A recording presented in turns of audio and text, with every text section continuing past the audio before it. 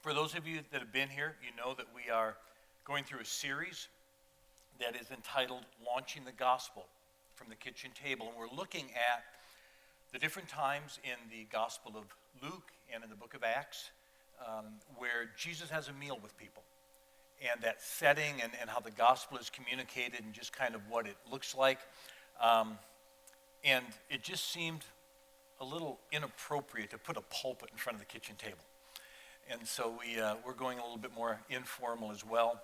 As Buzz has promised, the messages, we're trying to keep them shorter. We're trying to keep them simpler, trying to keep them a little more casual, and trying to keep them very, very easy to apply and to actually take home with you so that when you invite, the goal of this whole series is not just that you feel the call to open your homes and to invite people in to hear the gospel, but that you feel better equipped to do so.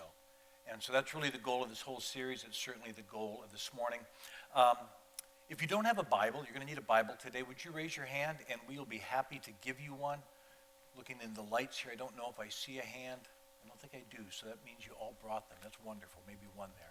There's two over here as well. Good. While they're being passed out, if you would open to Luke chapter 10 and maybe put a finger there, and you might also put something in John chapter 11, because we're going to go back and forth a little bit between those two particular texts. But we'll start now by reading Luke chapter 10, verse 38 and following. Now as they went on their way, Jesus entered a village, and a woman named Martha welcomed him into her house. And she had a sister called Mary, who sat at the Lord's feet and listened to his teaching. But Martha was distracted with much serving. And she went up to him and said, "Lord, do you not care that my sister has left me to serve alone? Tell her then to help me." But the Lord answered her, "Martha, Martha, you are anxious and troubled about many things, but one thing is necessary. Mary has chosen the good portion, which will not be taken away from her." Two sisters, same home, same parents, but very different responses to the presence of the Lord. And it's a popular passage. It's a common passage. You've probably read things or heard messages on it before, and you might have heard this question arising out of this text. Are you a Martha or a Mary? You've heard that, haven't you? It's sort of a Christian way of saying, are you left-brained or right-brained? Are you an introvert or an extrovert? Are you a feeler or a thinker? However you want to describe the spectrum, we kind of put one sister on one end and we put another sister on the other end, and we say, okay, where are you on that spectrum? And it becomes sort of a personality test, if you will, for the church. You've got Martha. She's not happy unless you're happy, comfortable, well-fed, welcomed into her home. She is a kind woman. She is a generous woman. In fact, in our text, it's Martha and not Mary that actually invites Jesus in. Now, in all fairness, it's probably her house. We kind of have some indications. She's the older sister. It's her home.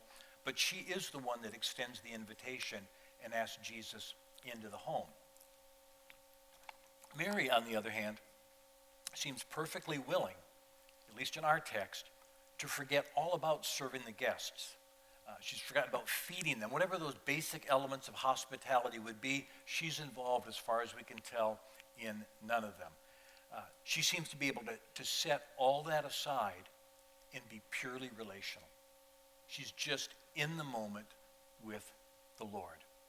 Now, if we were to stand back with no other information than we had from just this one incident, how one woman served her guests and how the other woman did not serve her guests, we might be more inclined to praise Martha than Mary. I mean, what kind of hostess is it that has people into their home and doesn't serve them? We normally don't praise that kind of behavior, and yet, as you look at how the scene plays out, it is Martha that receives the word of correction, and Mary that receives the word of praise. Now, I want to be careful before we jump in and start dissecting the text and say, well, why is that?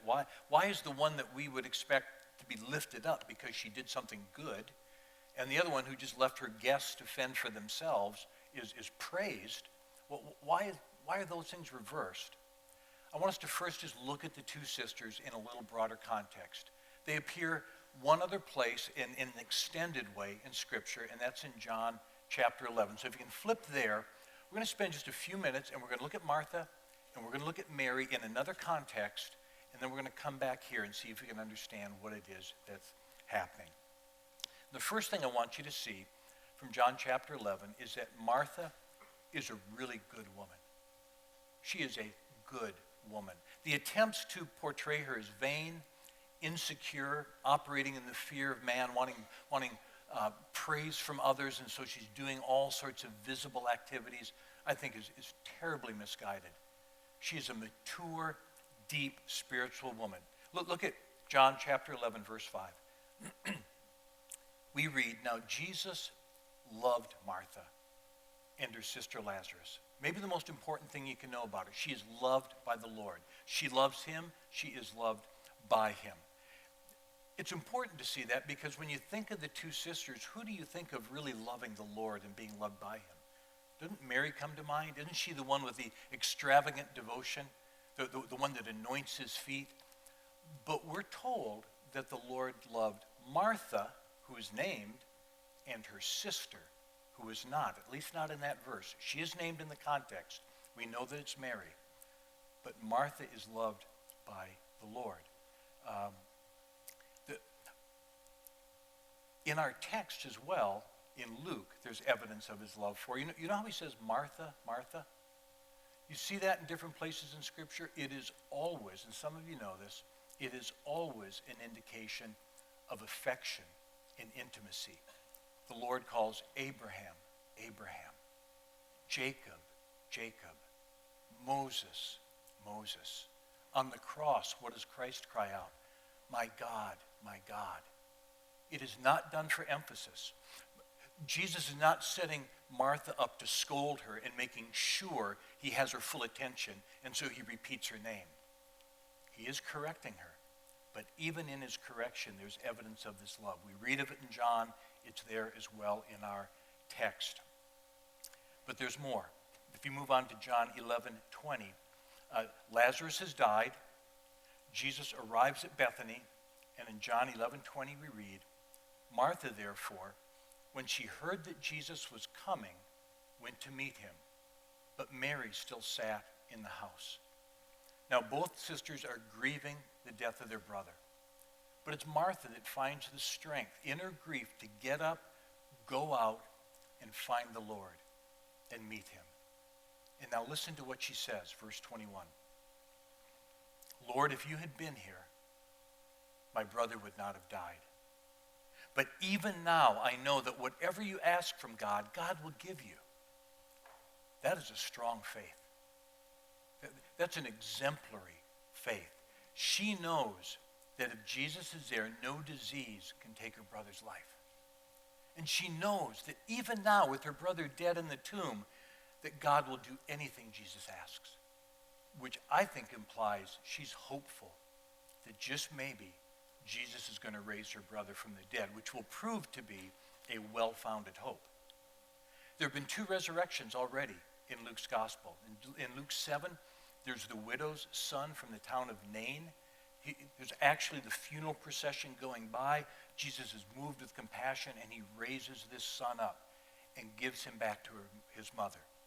And then there's the synagogue ruler, Jairus, I think his name is. His daughter falls sick and dies. And in fact, they tell Jesus, don't bother him anymore. She's already dead. But Jesus shows up and raises that little girl from the dead and gives her back to her parents. Now, surely Martha knew of these things. And so when she says, even now, God will give you anything you ask, I think she's saying, if you want to raise my brother, you can raise my brother. Incredible faith. Incredible faith. Verse 23 of John 11, Jesus said to her, your brother will rise again. Martha said to him, I know that he will rise again in the resurrection on the last day. She's got sound theology. She knows her resurrection is coming. She knows when it's coming. And she has faith in it, even as she kind of evidences a hope that maybe she's going to get a foretaste of it. And then there's this incredible exchange that you probably all know. It begins in verse 25. Jesus said to her, I am the resurrection and the life. Whoever believes in me, though he die, yet shall he live. And everyone who believes in me shall never die. Do you believe this? She said to him, Yes, Lord. I believe that you are the Christ, the Son of God, who is coming into the world. Do you know what you just heard? You just heard Peter. You are the Christ, the Son of the living God, except the words are coming out of Martha. And just as Jesus says, Blessed are you, Simon Bar-Jonah, for flesh and blood did not reveal this to you, but my Father in heaven, so also with Martha. Flesh and blood didn't show her that.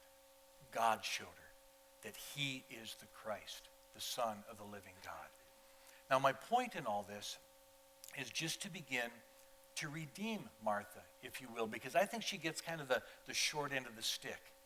When we say, are you a Martha or a Mary, we're kind of saying, are you kind of weak and struggling and kind of absorbed in things you shouldn't be absorbed in, or are you a true worshiper of God?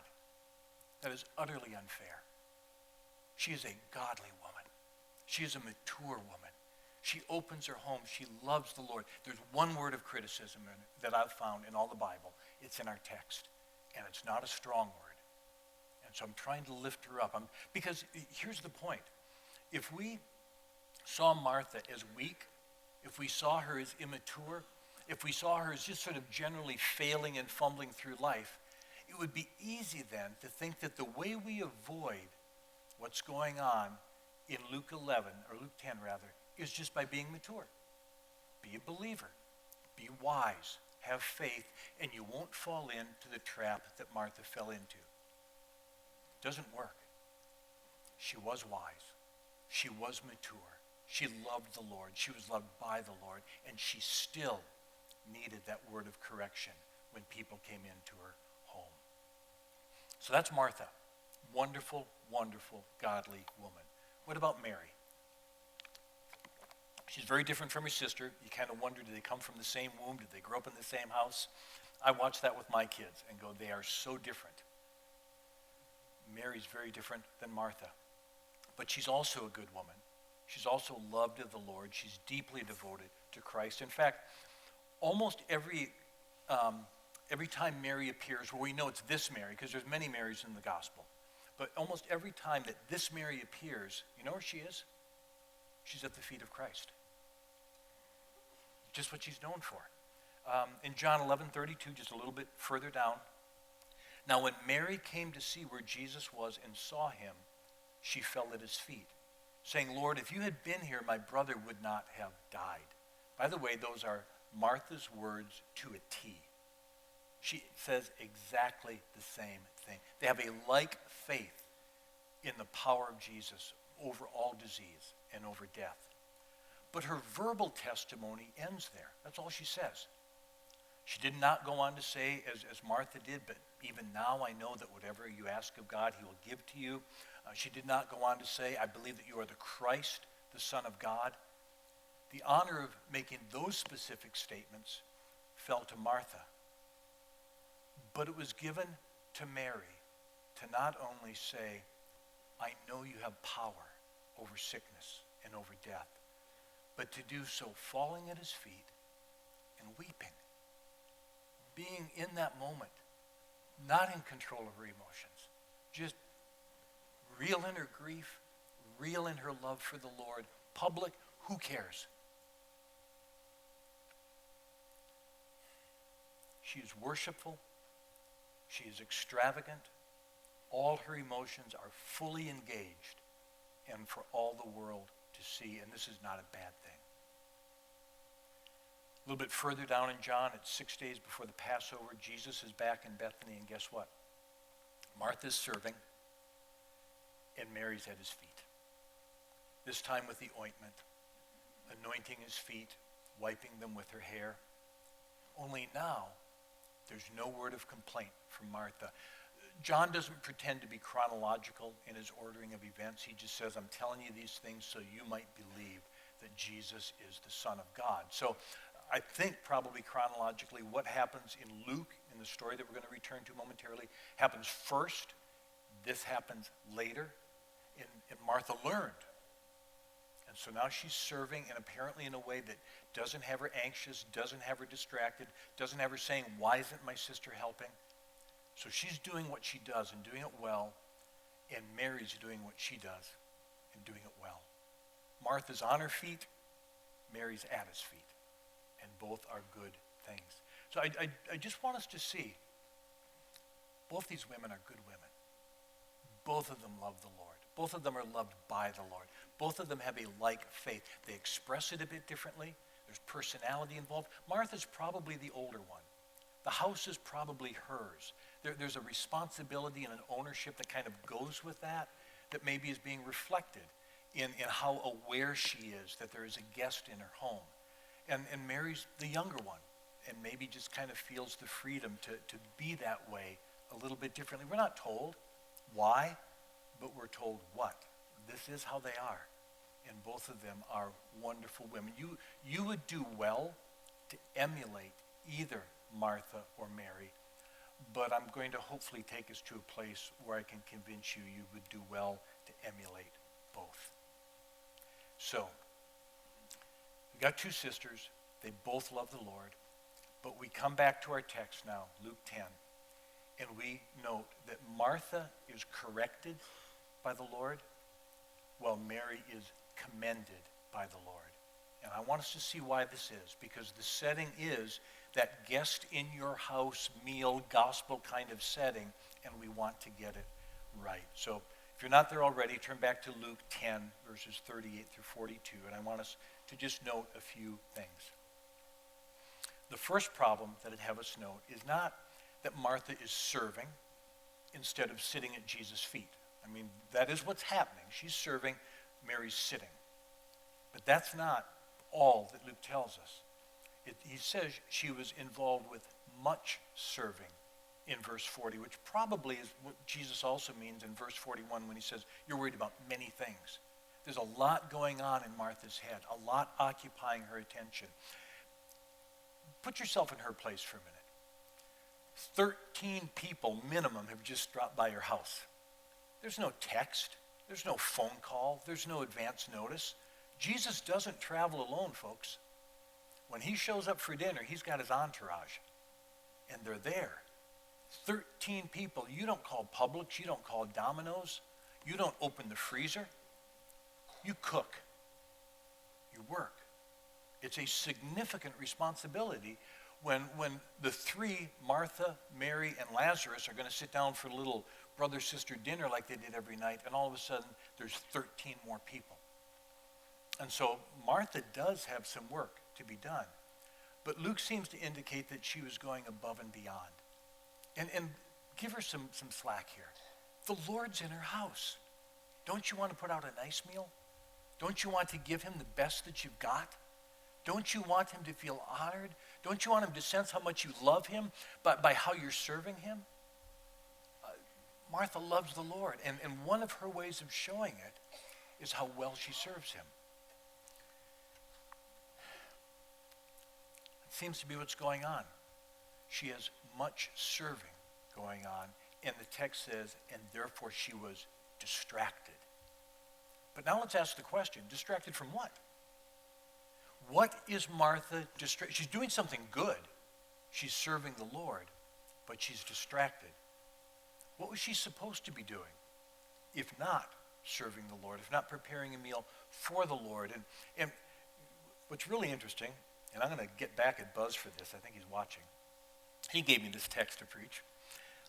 How is it that we are to learn from this text how to launch the gospel from the kitchen table if what the text is really teaching us is that the best thing to do is invite people over but don't feed them? Because that's what Mary does. And she's the one who's praised. She chose the good portion, right? Preparing the meal, as Martha was doing, was the good and the right thing to do.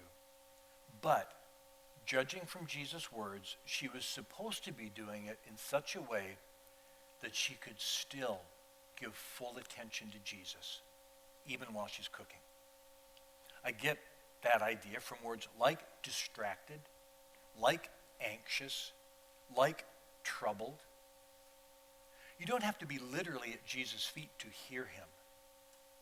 You don't have to be in the room to be hanging on every word, but you can't be distracted, and you can't be anxious, and you can't be troubled. And look at what's going on with this. I mean, she's apparently made the decision to do a little bit above and beyond in her service, and Mary's not helping. And you know exactly what goes on in your heart at that moment. Resentment starts to build up. What is she doing? Doesn't she see? I would like to be out there as well, but someone's got to cook. And it begins to bubble up and boil over, and pretty soon she's in a place where she doesn't hear a word. She doesn't hear a word. She's serving the Lord, but she's not hearing the Lord.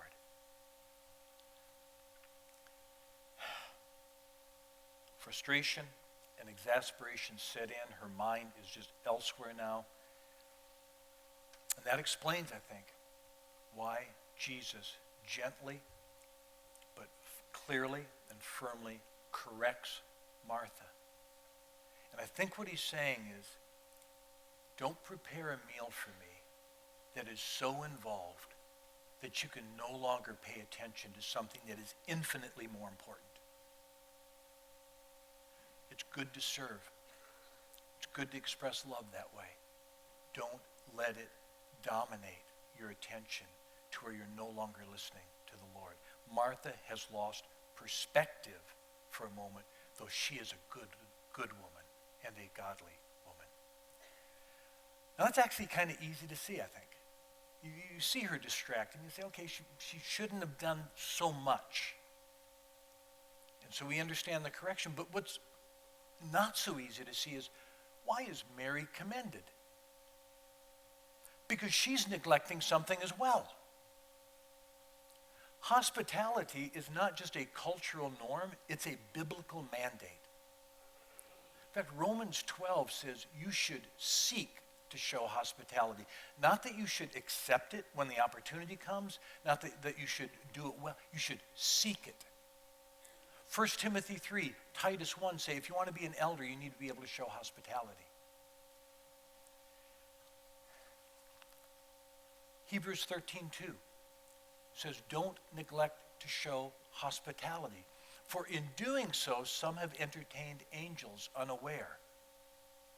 And in Luke 7, Simon the Pharisee offered Jesus no water to wash his feet, which is customary because you walk. You have open-toed shoes. You're walking dusty roads. A sign of honor when a guest comes into your house is that you offer them water to wash their feet. Simon offered no water. Simon offered no kiss. Simon didn't anoint the Lord's head with oil. And Jesus says, you don't love me, do you? That's what he tells Simon. A sign of love was welcoming and hosting and seeing to the physical needs of your guest. And Mary does none of it. She just sits at Jesus' feet. So why is she just praised and commended for choosing the good portion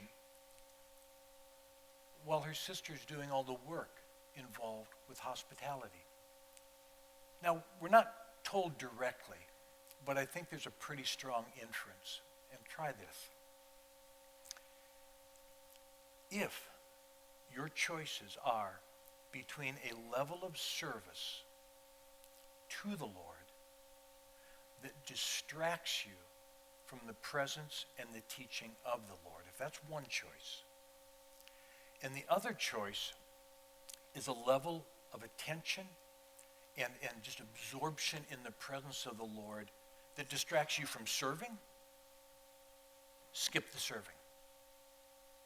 Because it's better to be absorbed with the Lord. If you're going to be distracted from something, then be distracted from the physical and not the spiritual. Now, another way to say it, and we're kind of back to where we began, if your only choices in this text are to be Martha or Mary, well then be Mary. I don't think you can get away from that. That's what Jesus lifts up even as he gently corrects Martha. It's better for your body to go hungry. It's better for you to be thirsty, but to be absorbed and to be satisfied with Christ. That's what you're seeing in these two sisters. One is distracted by the serving, and one is utterly absorbed by the Lord. Now, it's important that we see that those are not your only two choices. That's why I wanted to be careful here and not caricaturize these two sisters, Martha bad, Mary good.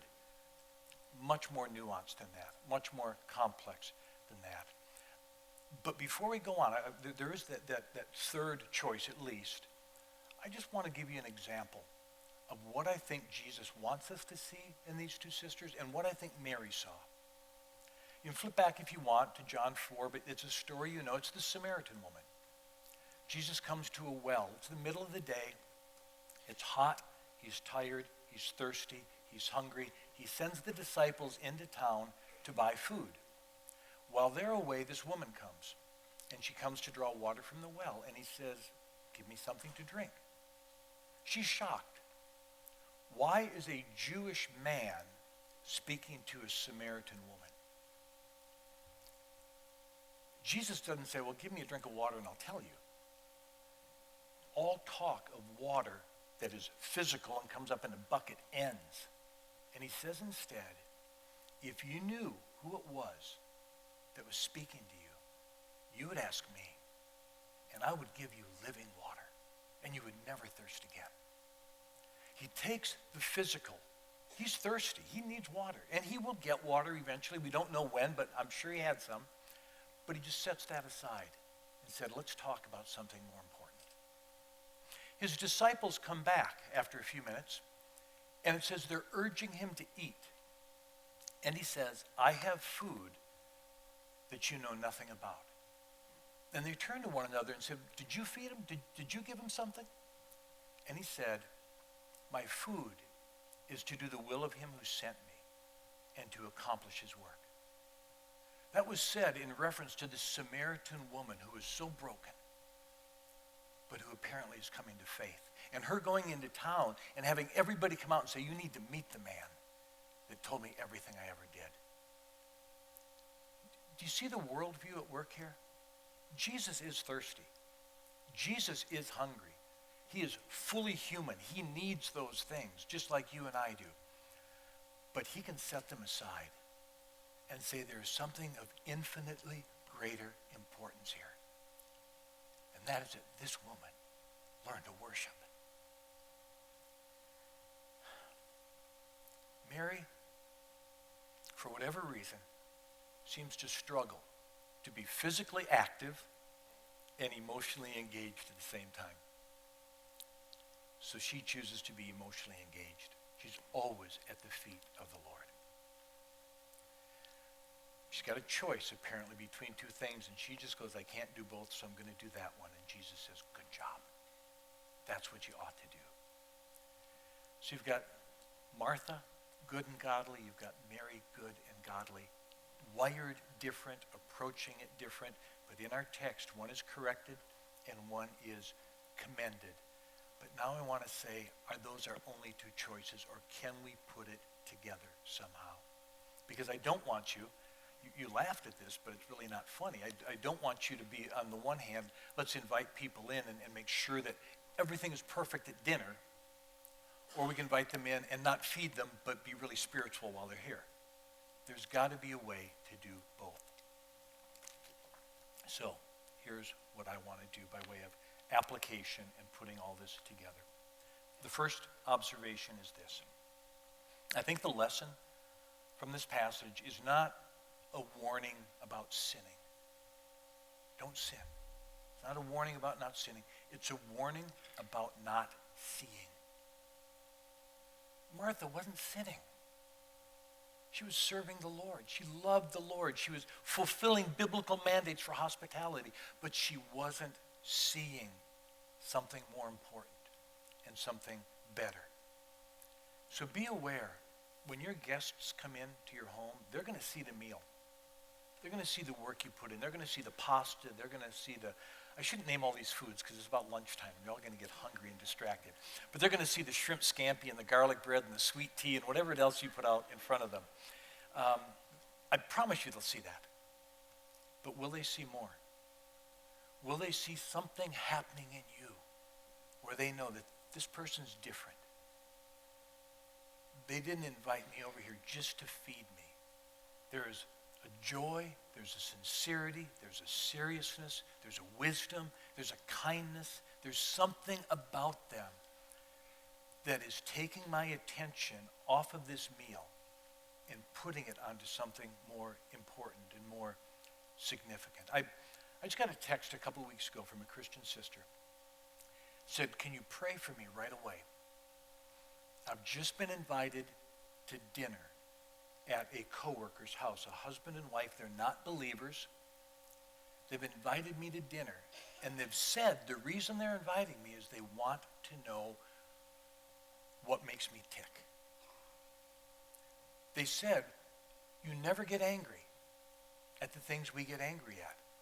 We work together and people treat us discourteously, just like they treat you discourteously sometimes. They don't say thank you. They make your job harder and easier. You never get upset. You're still kind and respectful to them. Why is that? We see that you have really high standards, and yet we don't see you judging people. Well, who are you? That is so cool. That's 1 Peter 3:15. Be ready to give an answer to those who see the hope that is in you. There are people out there that are already seeing things, and it's not the food on the table. I have no idea whether they had pizza or filet mignon. But these unbelieving people were already asking, talk to me about things that we can't see, but that we see. And so that's the first thing. See what you're supposed to see. The person who sits down at your table may be 20 pounds overweight, but they are spiritually starving to death. And their throat is parched.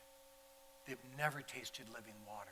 You've got to see that, or you will prepare wrongly for them. Second, you want them to see something, and what you want them to see needs to be there. They need to see joy because joy is there. They need to see the presence of the Lord because the presence of the Lord is there. They need to see something that engages them and that interests them. And here's the point. It's got to be real, and it's got to start now. And by that I mean, you can't say, well, I've got somebody coming over on Thursday, so Thursday I am going to make sure that I'm happy in God. It will not work. Your joy in the Lord, your intimacy with him, your sense of his presence, your being Mary in that sense, isn't like the stove that you just turn on and it heats up. It is your pursuit. It is your daily love of the Lord. It is your ongoing seeking of him that makes the difference. So that when they come over, they're not watching you fake it. They're seeing what's real. And what's real is attractive and interesting and compelling. Your neighbor doesn't need a meal. They need Jesus. The meal's just a vehicle. Third, final, very practical bit of application. When you see as you are supposed to see, what the true food that's involved in, what the true drink that is involved in. It's not the sweet tea, it's not this pasta, it's the bread of life, it's the living water. And I don't want to sound like Christianese, but guys, we got to see things as they are. We're all perishing, we're all dying, they're all going to dig a hole someday and lay us in the ground. You're going to live forever, not because you had a good meal. You're going to live forever because Jesus has come into you and you have welcomed him. So you see that. You see what the true need is. You yourself are rejoicing in him. When those two things are in place, then plan your meal. Now that may sound a little odd. You might go, I've already got people invited over. Do what you can. But the point is this. You need to get first things first. You need to know why you're inviting them over. And you need to have something to offer them that isn't put on a plate. When those two things are in place, bring them in. And God will meet you. I want to invite the worship team to come forward now, if they would. And as they come, I want to invite you to come forward as well. I'm going to kneel here. Let me just tell you something. God woke me up this morning, early. And at first I tried to go back to sleep. And when I realized I couldn't go back to sleep, I said, well, I guess he wants me to study a bit more, go over my notes, and just be more prepared for this morning. And so I got up, got dressed, went back to my office, and I'm just getting ready to open up the manuscript, just getting ready to open up the scriptures, when he just hit me and said, I didn't get you up to be Martha. You got plenty of Martha in you. I am Martha to a T. I got you up to be Mary. And so I closed everything, opened my iPad, went to YouTube, put on Casting Crowns, then put on David Crowder, and then put on, you always play her for us, Carrie Joby, right? Carrie Joby? Carrie Job. Thank you. Very good. It's not important. What's important is I'm probably like a lot of you, wired to serve, wired to work, wired to do good things, but not always wired to do the best thing. And so what I want to do is invite you to come forward now, as many of you would like.